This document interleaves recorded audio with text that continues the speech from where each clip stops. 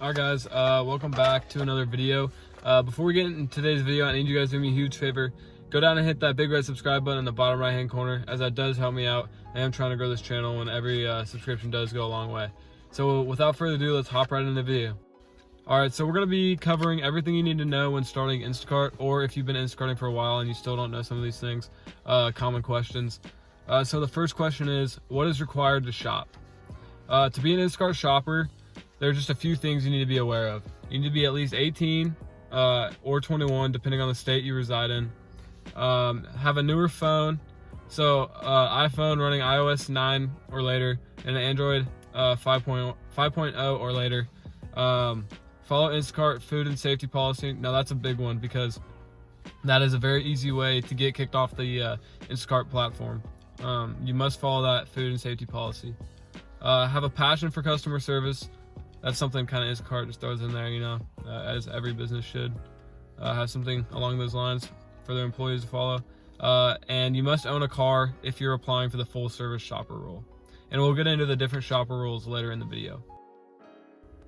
All right, question number 2. How much does an Instacart shopper make? Instacart shopper's salary or earnings depends on multiple factors. One just depends on your market, how big your market is. The biggest one is how many hours you work. So there has been an increase in customer demands for Instacart services, but this also meant that Instacart was forced to accept new applicants faster. This means there's more competition now than there ever has been for accepting batches. There are 2 options. Actually, there's 3, but there's 2 options that I'm going to discuss right now. There's a full service shopper and there's an in-store shopper. Full service, there's no maximum cap of hours. You can work as many hours as you want. All you're doing is the full service goes into the store, picks out the items that are in the batch, pays for them, and then drops them off at the drop-off location. The full service. And the in-store is exactly what it sounds like. You only do the in-store part, and you can only work a maximum of 29 hours per week. It's not guaranteed that this will fluctuate depending on customer demand. So that's what they say. Both options are paid weekly. All right, so question number 3 is, how do I apply? How do I join, basically?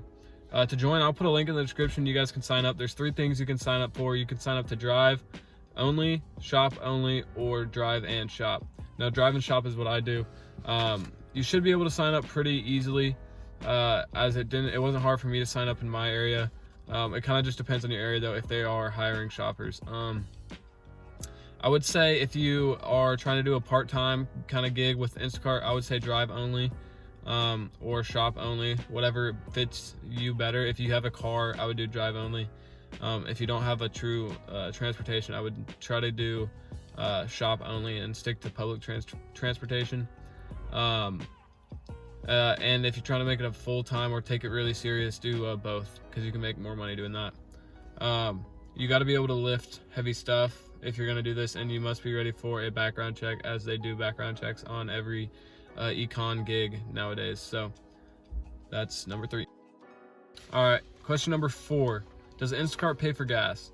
No, Instacart does not pay for your gas. Instacart hires you guys as us as a independent contractor. So this means that we are in charge of covering our own expenses.